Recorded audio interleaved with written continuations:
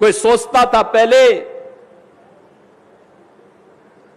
कि कुशीनगर में कृषि विश्वविद्यालय बन जाएगा। आज वह बन करके तैयार हो रहा है कृषि विश्वविद्यालय।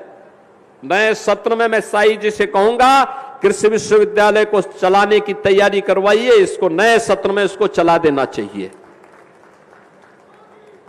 बहनों और भाइयों, ये कृषि विश्वविद्यालय केवल एक भवन नहीं है।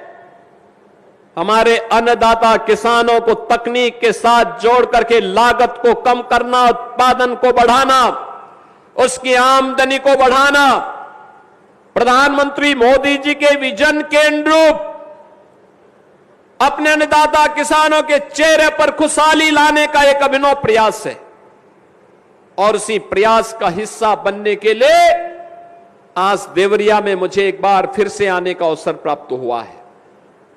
मैं आप सबको इस बारे में कह सकता हूं, मेरे पास जो प्रस्ताव आते हैं विकास के, क्योंकि मैं बार बार कहता हूं कि देवरिया के लोगों ने तो हम पर उपकार किया। 2022 के चुनाव में यहां की सभी 7 सीटें कमल के चुनाव चिन्ह को समर्पित करके देवरिया वासियों ने भारतीय जनता पार्टी पर एक उपकार किया है। इसलिए विकास का जो भी प्रोजेक्ट देवरिया का आएगा और रुकना नहीं चाहिए, रुकना नहीं चाहिए, किसी भी स्थिति में रुकना नहीं चाहिए। हर हाल में विकास होगा। और इसीलिए हम लोगों ने, चाहे सलेमपुर का हो, तमकोही का हो, बरहज का हो, रुद्रपुर का हो,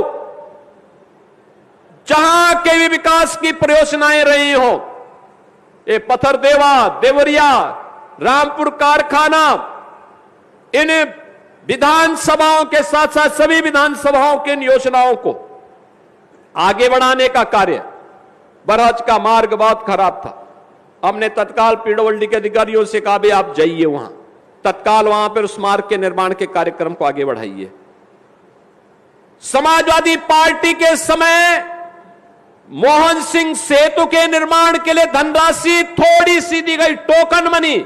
आप मुझे बताओ, जिस पुल के बनाने में 100 करोड़ से ज्यादा पैसा खर्च होना है, उसके लिए 1 लाख रुपया देते थे। अधूरा कार्य। हमने कहा पीडब्ल्यूडी ब्रिज कॉर्पोरेशन को हर हाल में उस सेतु का निर्माण समय से पूरा करने की तैयारी करो। पैसा जो लगता है वर्तमान सरकार पैसा देगी। जनता की सुविधा के लिए कार्य होने चाहिए। अनावश्यक रूप से जनता को समस्या नहीं आनी चाहिए। विकास की परियोजनाएं अनवरत रूप से आगे बढ़ेंगी।